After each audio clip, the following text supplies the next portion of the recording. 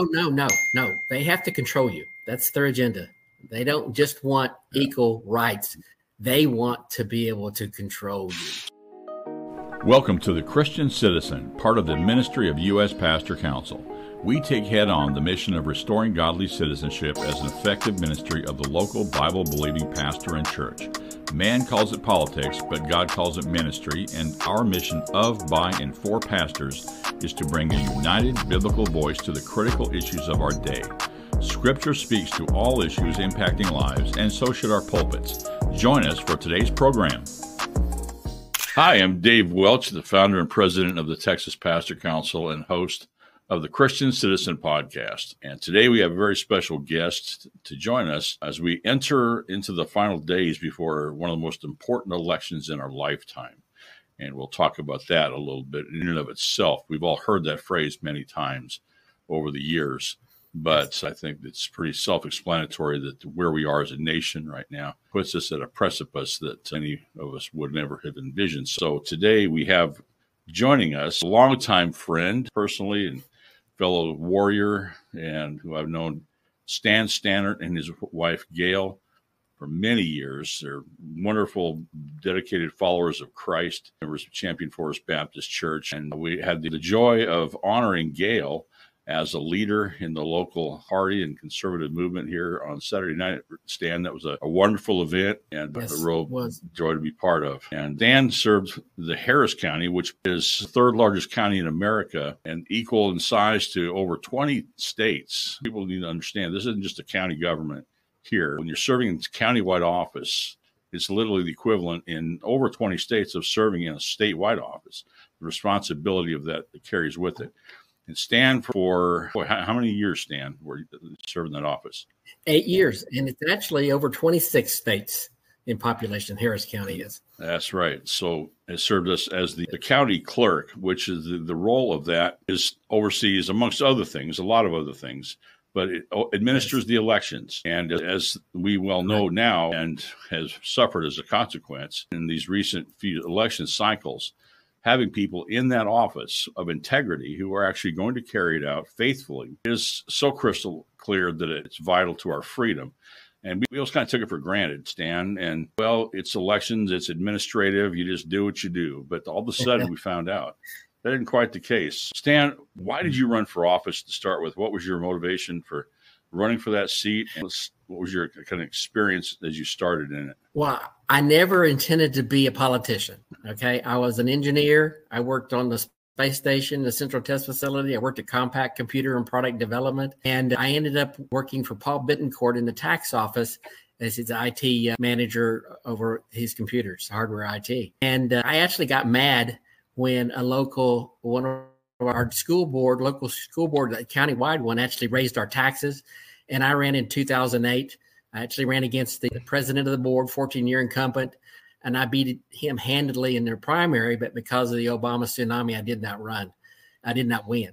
But that set me up for the next election cycle when Beverly Kaufman, the county clerk, retired. And since I'd done so well in the primary, I thought I had a decent chance of getting elected. And lo and behold, I did. And you went into that office. Now, Beverly had done an admirable job, I think, overall for that.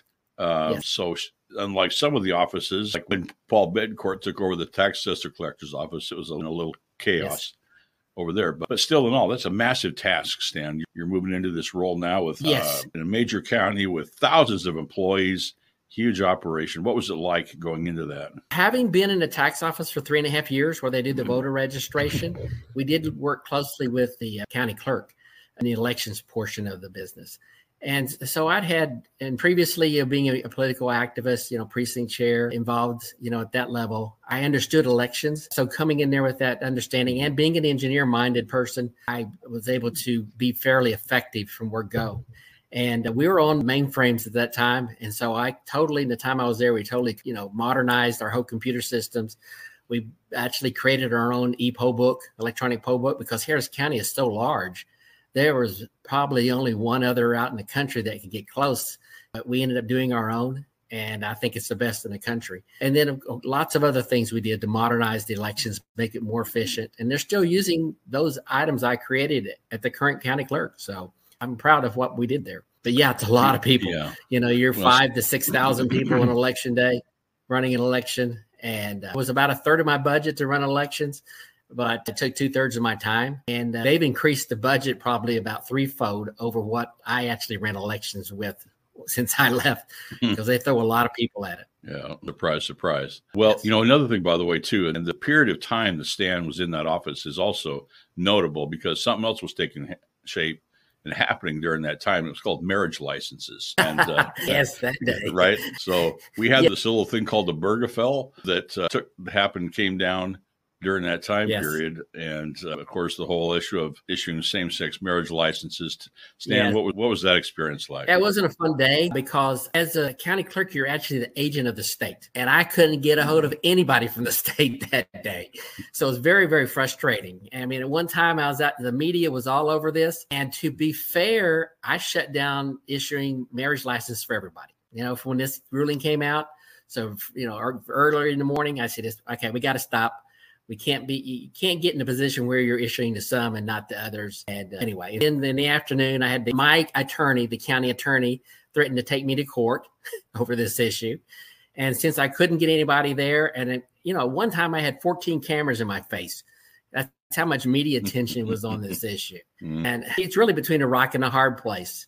What do? You're an agent of the state. The last thing they put out was, follow the law, but they didn't give any more guidance than that. So, it's one of those things where I don't think anybody won who tried to actually stop withholding them ultimately. I mean, they did maybe that day, but, courts, came in and shut them down. And some of them actually, got in serious trouble as a result of it. But unfortunately, we got to change the hearts and minds of our people. Yes, I mean, it is ultimately a cultural issue, but we obviously lost that one in the courts. But like Roe versus Wade, this is one that is a battle we're fighting. A few weeks ago, I did an Institute for American Christian Citizenship over in Waco at a church, and our guest speaker for that was a lady named Diane Hensley. And Diane, I actually met Diane when we first moved to Pearland 25 years ago. She later moved to Waco and ran for Justice of the Peace, and she is still currently serving. And she ended up in the court for 10 years now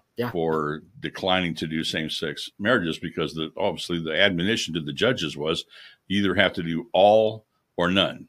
Yeah. You can choose to do none, but you can't choose, you can't exercise your conscience and convictions. And by the way, Diane had made arrangements with other justices of the peace and other judges who had no problem with it, to where if she had somebody come to her and had a same-sex wedding they wanted to perform, she could just pass them off. It was easily done. But that's not good enough for the left. Oh, no. They have to control you. That's their agenda. They don't just want equal rights. They want to be able to control you. So you were right in the middle of that as well. And now here we come to, the wave that came through, and you were taken out of that office. And then it was hijacked essentially by our communist socialist dysfunctional county judge and her Lena Hidalgo and Rodney Ellis, the cabal at Harris County Court. And that whole battle where the election part of the county clerk office was taken over by the Harris County government administration. A new position created there, which chaos ensued. Subsequent election, 2022, fiascos, legislature steps in, puts it back.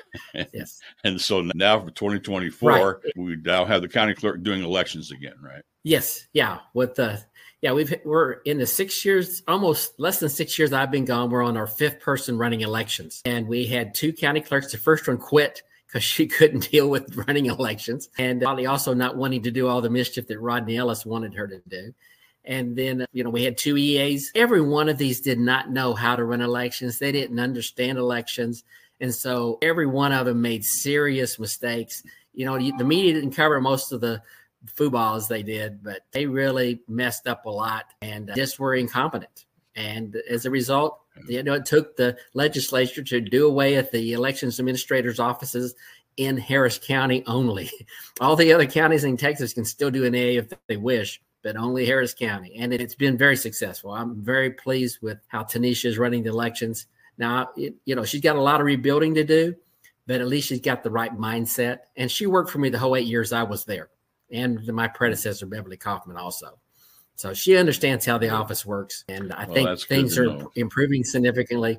but we still trust, but we verify, like Ronald Reagan said. Yeah, exactly. Now, Stan, there's been a lot of debate, discussion, social media frenzy. I think where a lot of our pastors, especially, it's just hard to even not just want to tune out this whole thing of ballot integrity and, who's so and suing such and such. And, the system as it is now, paper ballots, where you go and you get your handed the sheet of paper and you put it in the machine and it spits it out and you go put it in. Is that kind of the best of the system for tracking our votes? And the problem is we're not auditing. My problem is we're not auditing the paper. There's nothing that if we would audit the paper, and say on election night, if we had a small sampling and the person running the election didn't know which ones were going to be requested, whether that's a total random or each party gets so many random selections and they tell them after the results have been reported. If we could do that to audit that, and that is also part of the legislative agenda that, I'm working on with the legislature this next session, is to have that. Because you got to prove that paper, it's better because I like the fact that it only prints out the name that you voted on the ballot. Unlike, the people who vote a ballot by mail, it has every candidate on there. And if anybody ever got a hold of that ballot, and they could spoil your ballot by voting for the other person. So that is, to me, a big security issue by you. The machines we use only print the name of the person you're voting for. And there's checks. If someone tried to fabricate that, there's a hash code, basically, that if anything is changed, it wouldn't match the hash code. So there's a way of recognizing if it's ever been manipulated with too. It's all gotten so confusing. It would be better if we just eliminated the technology and went back to punch ballots. No, because that's how they cheat too. Anything where someone can get to the paper with the low-tech method, whether that be with a pencil or with an ice pick, because that's what they did in the old days. There's actually someone who actually followed a van and saw them shake the cards out of the ballot box, and they just take a stack of them and they vote for their candidate. And if nobody's voted in that race, their candidate's chosen. But if someone has it, it's canceled out the other person's vote. So anytime there's a low-tech, easy way to cheat, there are people who will try to take advantage of that cheating. Right. We could all remember 2000, Broward County, Florida, dimples and hanging chads, right? I was in the Electoral College of 2000. The presidential race for the United States of America came down to one little county, and whether it was a dimple, whether it was a punch, whether it was the hanging chad was actually a vote. It's crazy. And as you said, thankfully, we had a Secretary of State in Florida at the time who assured that it was done right. But in spite of Broward County. But you're right. I mean, the issue is, one of the things that's so evident, Stan, I think, and this is where our common worldview here is that at the end of the day, our responsibility is to put good, godly people in government. Look, if we don't put the right people in these offices, then Proverbs 29:2 says the people will mourn. We mourn because we suffer. We suffer because we have corrupt people doing bad things, because that's who they are. Correct. So at the end of the day, we can't fix these problems if we don't make sure that on the front ends that we show up and choose good, godly leaders. And that brings us to 2024, where the differences between the Democrat and Republican governing directions, and this is where I like to focus on, is the platforms are crystal clear. I mean, they're night and day. Yes. And you look at those platforms, but I like to measure fruit. And I think that's what we're obviously called to do. And you can look at any state in the nation, any city in the nation that is governed by and controlled by the Democrat Party, for example, that believes that you should slaughter unborn children from conception until after birth, where that believes that there's no such thing as biological sex, and so forth and so on. Believes in socialism, open borders. And so when that governing philosophy controls a city, what happens? Is it good or bad for the people? And without exception, crime escalates. We look at right here. So this is where we're at a moment of choice. And our charge right now to our churches is crystal clear. And what about turnout, Stan? I mean, when you look and see the trends of voter turnout going from election to election, what has been your observation? 2018, every one of us got swept out of office. That was a Republican. That was countywide anyway. There was, others that wasn't countywide that still won. But in 2020, I lost by about the same amount I did in 2018 because I was on the ballot because the person who replaced me quit. So we had an out-of-cycle special election for county clerk. And in 2022, I did about 100,000 better and the difference between me and the Democrat. And and we actually had some Republicans that won countywide in 22. So things have changed a lot for some reason. Not sure why. Maybe the people are starting to wake up. And if they've started to wake up 2 years ago, maybe they will be woke up fully by this election, because I do think this is a very critical election. The things are going down a direction that we might not be able to recover from if we don't stop it now. Well, we've seen the willingness of the socialist left in this country. And the good example is, why would George Soros specifically spend multiplied millions of dollars taking over district attorney offices? And it's real simple, because they know the power of the sword. They understand that they can turn that around and use it. What God said in Romans 13 was that the government is a minister of God for your good, for those who do good. But if you don't want to be afraid, then do what is right, because it's also doesn't bear the sword for nothing, and is a minister of wrath. The enemy wants to take that sword and turn it on the innocent, and they're willing to do that. They were shutting down businesses, churches. Who would have ever thought we lived in a moment in the country where the government says you have to stay in your house? In America. And so we got a glimpse of what they're willing to do. They will play dirty. They will do whatever they want to do to get their will. I don't know if you know, after I left office in 2018, I went to work for the Toll Road Authority. Then when I ran in 2020, the day they canvassed the election, I got the call saying, this is your last day at the Toll Road Authority. They let me run, but when I lost, they got rid of me. It was because it's the same day. It's all tied together. My boss also got it because she'd been a Republican appointee to the Metro Board. So it was only the two of us that was targeted in the whole office, but it was obvious why the linkage was. Yeah. They play for keeps. They do. They do indeed. Well, thankfully, and I do sense a kind of an awakening as well, Stan. I think the numbers have shifted a bit. We've seen those changes, and those are continuing, especially in the Hispanic community, but other demographics as well.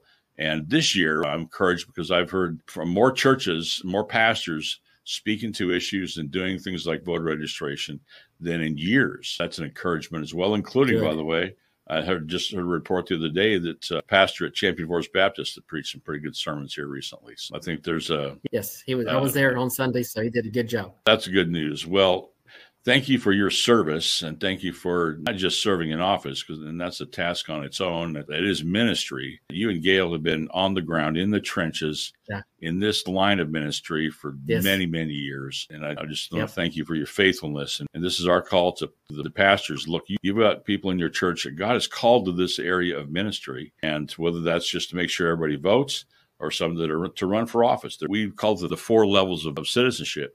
And Stan has been all 4. The first one is just vote, pray and vote. Everybody gets to do that one. Then level 2 is some people say, I need to get more involved. I need to get active. And you get involved as a precinct chair, Republican club or women's club. And Gail and Stan have both done that. Stan was elected to office, and he served in office all 4 levels. That's our call to the churches. Every church has level number 1. And you've got very highly qualified, godly people in your churches, that many of which should be sitting in running for these offices. So pastors, that's what we're urging you to consider doing. But number 1 right now, 2024, or these next 3 weeks in particular, is get your people out to vote. Raise the bar, call them out. And if they show up, we know we win, because God will do the rest. Thank you, Stan. Thank you for all that you're doing. And we'll be looking forward to see what God does in 2024. As we conclude another enlightening episode of the Christian Citizen Podcast, we want to share a mission that resonates with our values. The U.S. Pastor Council, a beacon of courage, unity, and faith, is calling on you to partner with us. This pastor-led ministry, deeply rooted in biblical principles, aims to empower pastors and their congregations across racial and denominational lines to impact our culture and community through concerted prayer and effective action. Your support and donations can help us build strong, functioning teams of pastors in every corner of our cities, creating a grassroots network that could truly make a difference. Together, we can bring about Christ-centered change in our communities, provide resources for pastors, and connect with our leaders. This is more than just a donation. It's an opportunity to be part of a movement, to answer a call that echoes across the plains of Texas and even coast to coast. It's a chance to unite under a common cause and make a real impact. So we urge you, our listeners, to donate today and join us in our mission to bring about true transformation. Together, we can answer the call. Visit us at uspastorcouncil.org. That's uspastorcouncil.org. Thank you for being a part of this journey.